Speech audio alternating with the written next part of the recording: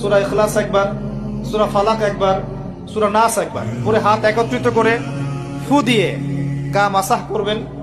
এই কাজটা 3 বার করবেন।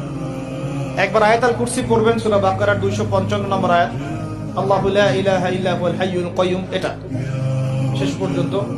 এরপর সূরা বাকারার শেষের 3টা আয়াত পড়বেন, লিল্লাহি মা ফিস সামাওয়াতি, এখান থেকে ফানসুরনা আলাল কওমিল কাফিরিন পর্যন্ত। তারপর ডান কাতে পাশ ফিরবেন, বলবেন আল্লাহুম্মা বিইসমিকা আমুতু ওয়া আহইয়া।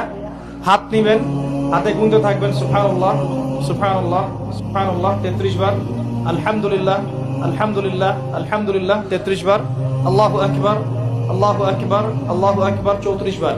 ঘুমিয়ে যাবেন। এখন যদি আপনি 6 ঘন্টা ঘুমান, আপনি নবী সাল্লাল্লাহু আলাইহি ওয়াসাল্লামের সুন্নত অনুযায়ী ঘুমিয়েছেন, প্রত্যেক ঘন্টা ঘুমানোর জন্য আল্লাহ আপনাকে নেকি দিবে ইনশাআল্লাহ। এমনি ঘুমালে নেকি হতো না, রেস্ট নেওয়া হতো।